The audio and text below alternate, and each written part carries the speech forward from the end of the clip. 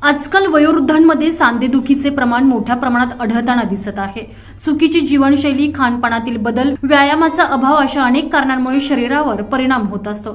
अशावेळी सांधेदुखीचा आजार बळावल्यास काय करायला पाहिजे हे रुग्णांना माहीत नसतं।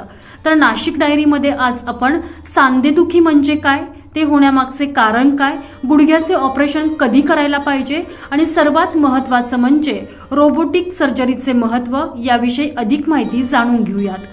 अस्थिरोग तज्ञ डॉक्टर आविष्कार पाटील यांच्याकडून। डॉक्टर आविष्कार पाटील यांना 16 वर्षांपेक्षा जास्त अनुभव असून गुडघ्यांचे सांधेरोपण शस्त्रक्रिया आणि दुर्बिणीद्वारे होणाऱ्या शस्त्रक्रियांचे जर्मनी आणि साऊथ कोरिया येथे त्यांनी प्रशिक्षण घेतलेले आहे।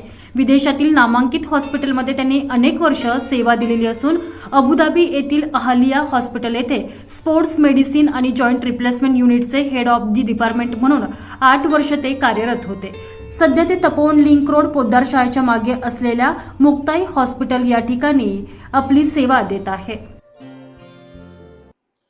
हो, बघा, आता सांधेदुखीचं मुख्य कारण म्हणजे ऑस्टिओआर्थरायटिस, ज्याला सांधिवात आपण असं म्हणतो। एशियन कंट्रीजमध्ये आणि आपल्याकडेच खास करून आपली राहणीमान म्हणजे खाली बसणे, जेवायला खाली बसणे, नंतर पूजेसाठी खाली बसणे, तसंच Indian type of toilet use करणे, यामुळे काय होतं, गुडघ्यावर हा जास्त ताण पडतो, गुडघ्यांची झीज होते आणि त्यामुळे सांधिवात जास्त होतो। त्यामुळे आजकाल हा जो आजार आहे त्याचं प्रमाण एवढं वाढलंय आपल्या राहणीमानामुळे आणि व्यायाम न करणे, यामुळे स्नायू कमकुवत होतात, तो सगळा जोर हा गुडघ्यांवर पडतो, त्याच्यामुळे हा त्रास जास्त वाढलाय। याच्यामध्ये मग जेव्हा गुडघ्याचे ऑपरेशन करायचे असतात तर ते नेमके कधी करायला पाहिजे? अच्छा, तर सांधिवात मध्ये स्टेजेस असतात। जेव्हा stage 1, stage 2, stage 3, stage 4। Stage 1 म्हणजे जेव्हा ही सांधेवाताची सुरुवात असते, तर स्टेज 4 मध्ये जेव्हा आपण जातो तेव्हा गुडघ्याची झीज ही सर्वात जास्त झालेली असते, त्यामध्ये औषधांनी फरक पडत नाही, गुडघ्याला वाक येतो। मला वाटतं त्या टायमाला ऑपरेशनची गरज ही लागते, म्हणजे जेव्हा आपल्याला दुसरे कोणतेच उपचार काम करणार नाही, आपण सांधे रोपण शस्त्रक्रियेला गेलेच पाहिजे। शस्त्रक्रियेमध्ये असं आम्ही ऐकलेलं आहे की रोबोटिक सर्जरी हा एक प्रकार आता खूप प्रचलित झालेला आहे। लोकांना प्रश्न पडतो की नेमकं याच्यामध्ये खरोखर रोबोट येऊन सर्जरी करतो की डॉक्टर सर्जरी? अच्छा, नाही, तसं काही नाहीये। रोबोट येऊन सर्जरी करत नाही, सर्जरी हा डॉक्टरच करणार आहे। फक्त एक असिस्टेड सर्जरी असते, ज्यामध्ये एक रोबोटिक आर्म असतो साईडला, म्हणजे एक रोबोटिक सारखं यंत्र असतं जे फक्त आपल्याला सांगतं की आपण जे स्टेप्स घेतोय ते बरोबर आहेत की नाही। जसं रोबोटिक कट्स, आपल्याला बोन्स मध्ये कट्स घ्यायला लागतात, ते बरोबर आहे की नाही। 15 वर्षापूर्वी जसं कॉम्प्युटर नॅव्हिगेशन आलं होतं तसं आता रोबोटिक्स आलेलं आहे।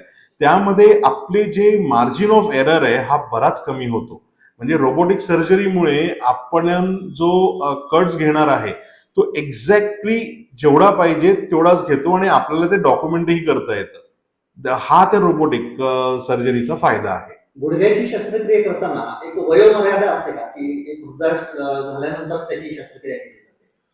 हो, आता बघा, सांधेरोपण शस्त्रक्रिया हे आपण सांधिवातासाठी करतो। सांधिवात हा ओल्ड एज प्रॉब्लेम आहे, पण तरीही 55च्या पुढे असेल तरच आपण सांधेरोपण शस्त्रक्रिया ऍडवाइस करतो।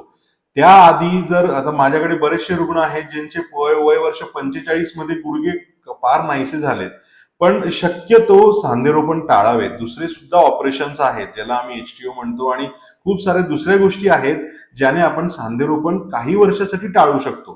तर जनरली 55च्या पुढे असण्यास तर सांधेरोपण करण्यात काही हरकत नाही। आम्ही ऐकलेलं आहे की तुम्ही अबुधाबीमध्ये स्पोर्ट्स मेडिसिनचे इन्चार्ज म्हणून काही वर्ष काम सुद्धा केलेलं आहे। राष्ट्रीय आंतरराष्ट्रीय खेळाडूंवरती तुम्ही शस्त्रक्रिया सुद्धा केलेली आहे, याबद्दल तुम्ही काय सांगा? आता बघा, आर्थ्रोस्कोपिक सर्जरीज नी जॉईंट आणि शोल्डरवर आता इतके ऍडव्हान्समेंट आले की त्यामुळे जे खेळाडू आहेत ते त्यांच्या प्रोफेशनल लेवलला खूप लवकर रिकव्हरी होऊन जाऊ शकतात।